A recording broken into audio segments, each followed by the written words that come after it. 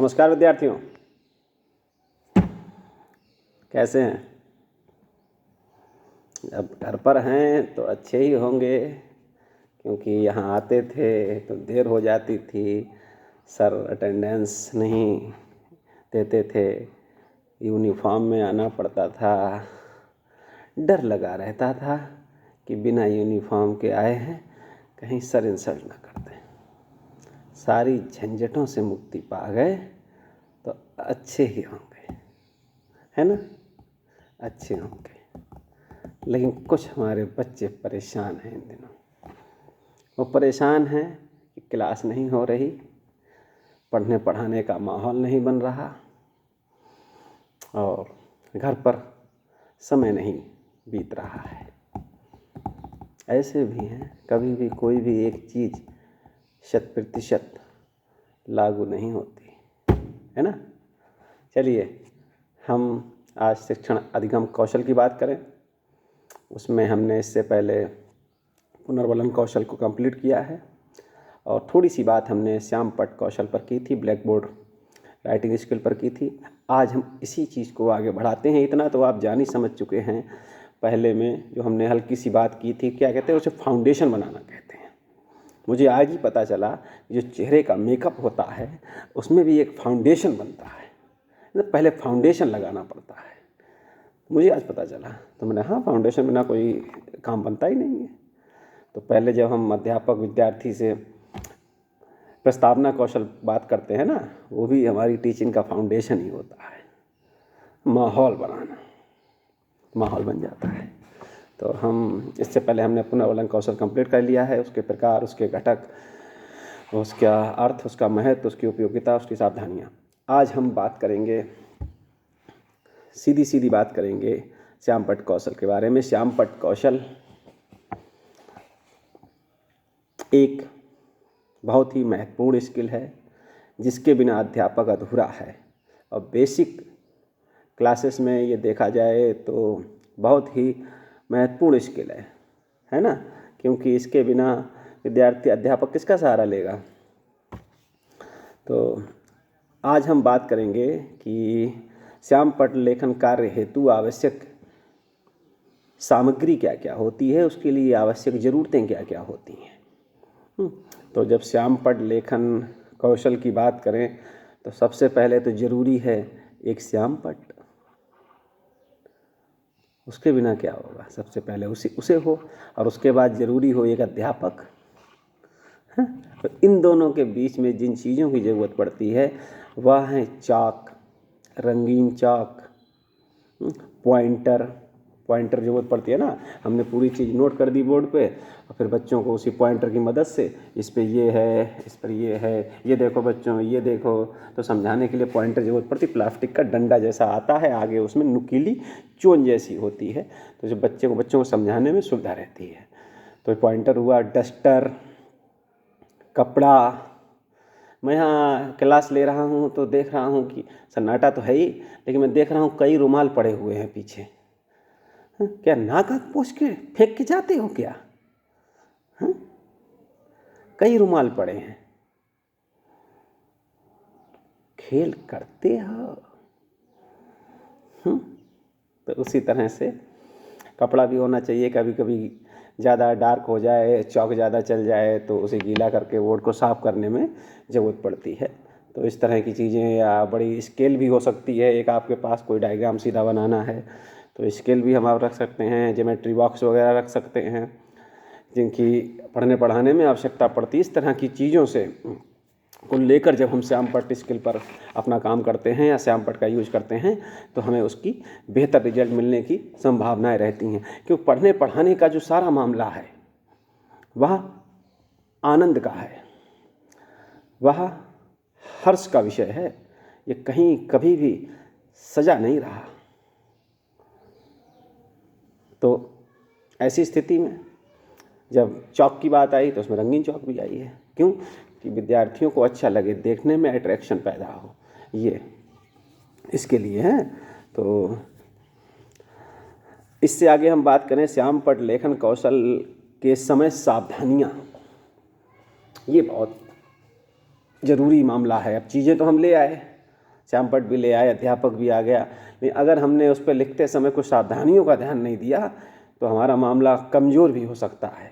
लिखने को तो अगर कोई ग्रेजुएट भी खड़ा हो जाएगा तो मुझे लगता है ब्लैक बोर्ड पर लिख लेगा, कोई समस्या नहीं है लिखने की।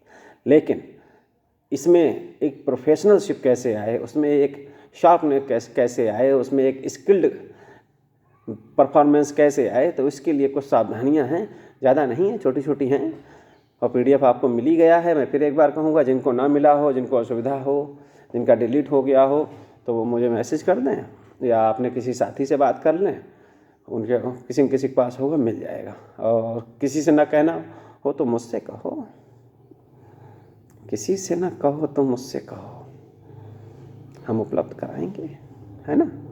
तो वो ज़रूरी बातें जिनको श्यामपट्ट लेखन में हमें ध्यान रखना है, उनमें सबसे पहले है कि अध्यापक और श्यामपट्ट के बीच 45 डिग्री का कोण बनना चाहिए। जो ऐसे नहीं कि ऐसे हो गए और लिख रहे हैं धड़ाधड़, जिस पे हमने कल भी थोड़ी बात की थी। तो इस तरह से ऐसे ऐसे लिखना चाहिए, ये तरीका होना चाहिए। मान लीजिए ये श्यामपट्ट है तो हम ऐसे लिखें, हमारी नज़र बच्चों पर भी रहे और अपने श्यामपट्ट पर भी रहे। 45 डिग्री का कोण बनता है, इस बात को एकदम लिख लीजिए, याद रखिए, हैं, जिससे कि श्यामपट्ट पर लिखी जाने वाली बात विद्यार्थी को दिखाई दे सकें। श्यामपट्ट पर लेखन शुरू करने से पहले उसे साफ कर लेना चाहिए। आवश्यकता अनुसार चाक साथ में रखें। श्यामपट्ट साफ करते समय धूल नहीं उड़नी चाहिए। ये उस समय की बात है जब हम लकड़ी या सीमेंट का बोर्ड यूज कर रहे हों और चॉक से लिख रहे हों। और आपके स्कूल्स में, बेसिक स्कूल्स में ज़्यादातर में यही व्यवस्था है। श्यामपट्ट पर वर्तनी या शुद्धि नहीं होनी चाहिए। ये वही बात है कि एक अध्यापक से बोलने में, लिखने में गलती नहीं होनी चाहिए, क्योंकि इसका प्रभाव विद्यार्थियों पर पड़ सकता है। श्यामपट्ट पर अक्षरों का आकार बड़ा एवं समान होना चाहिए। थोड़ा बड़ा होगा तो क्लास आपकी बड़ी है, 40-50 स्टूडेंट्स की है, या कभी कभी बेसिक में 100 स्टूडेंट्स की भी होती है, तो बच्चों को समझने में दिक्कत ना आए। श्यामपट्ट पर शब्दों की बीच की दूरी में निरंतरता बनी रहे। लिखने में जैसे आप कॉपी पर लिखते हैं उसमें समान गैप होता रहता है, तो ये यहाँ भी इस चीज़ को देखा जाए कि शब्दों के बीच की दूरी जो है वो समान रूप से आगे बढ़ रही हो। श्यामपट्ट पर आवश्यकता अनुसार दोनों भाषाएं, हिंदी या अंग्रेजी का लिखा जाना चाहिए।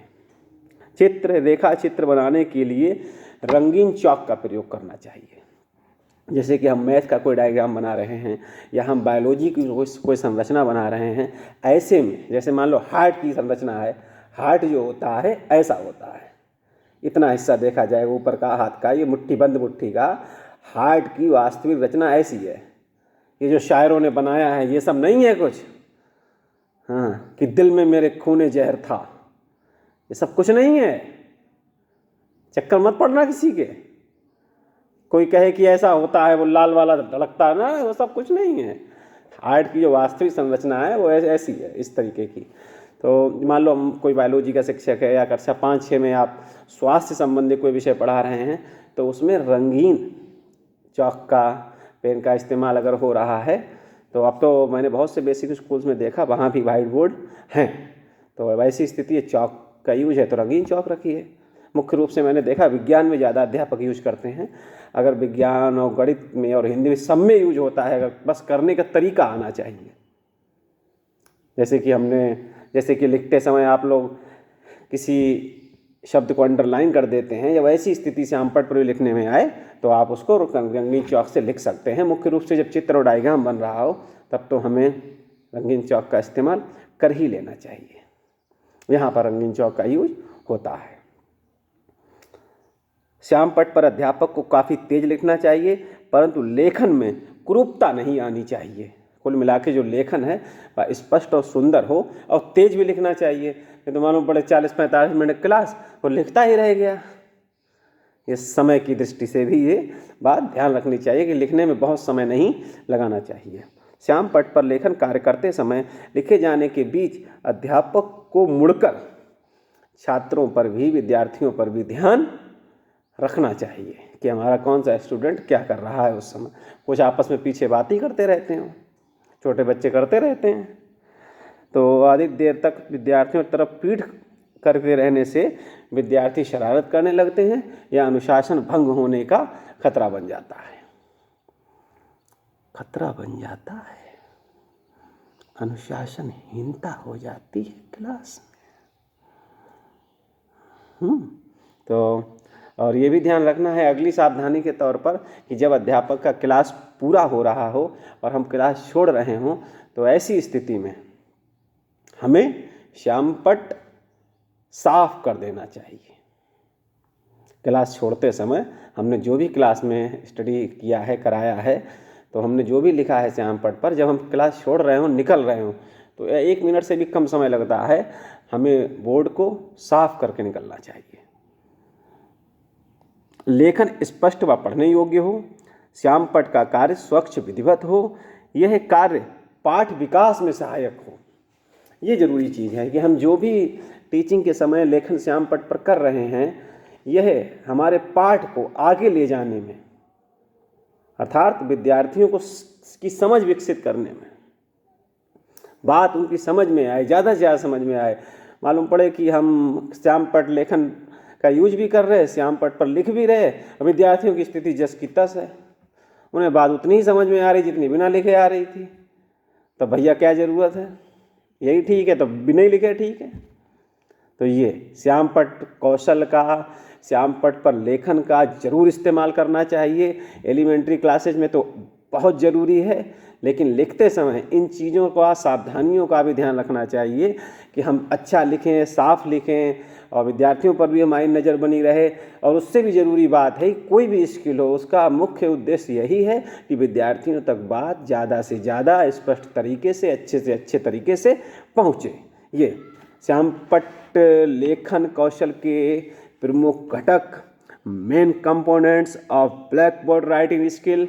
अब हम इससे आगे बात करें तो इसमें है लेख की स्पष्टता, यानी जो भी लिखा जाए वह साफ हो, सुंदर हो, विद्यार्थियों की समझ में आए। हमारे कई टीचर्स ऐसे हुए हैं, मैंने देखा है 6 से 8 के बीच में, कि वो श्यामपट्ट पर लिखते तो थे, नहीं पूरा समझ में नहीं आता था कि लिखा क्या है, तो पूछना पड़ता था कि सर ये क्या लिखा है।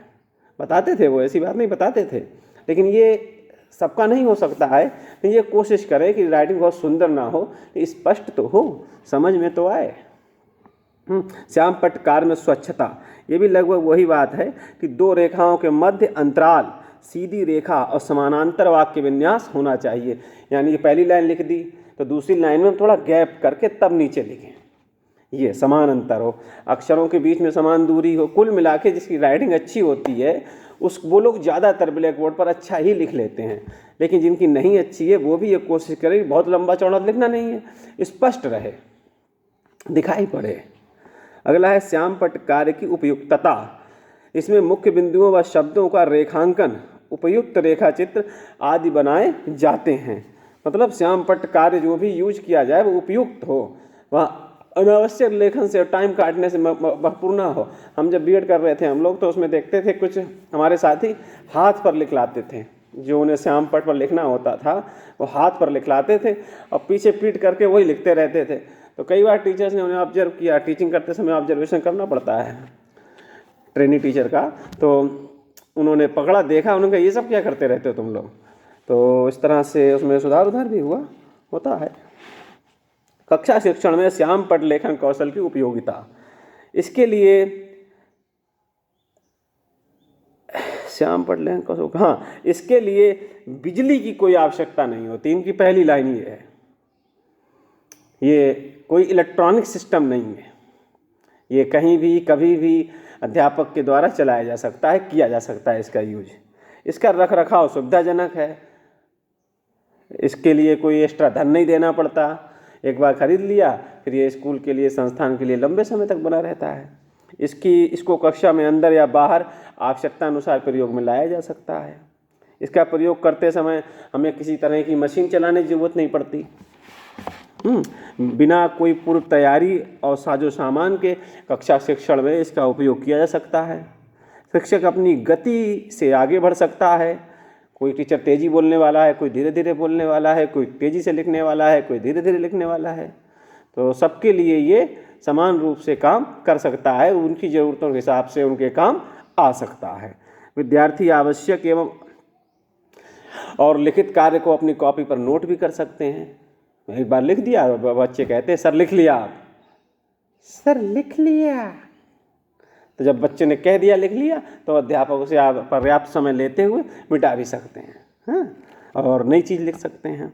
चित्र आदि भी इस पर लगाए जा सकते हैं, जरूरी नहीं हर समय लिखा ही जाए। आपके पास कोई चित्र है, TLM टाइप का है, तो आप उसको बोर्ड पर चिपका कर बच्चों को दिखा सकते हैं, क्योंकि कई चित्र ऐसे होते हैं जो बनाने में टाइम ले सकते हैं।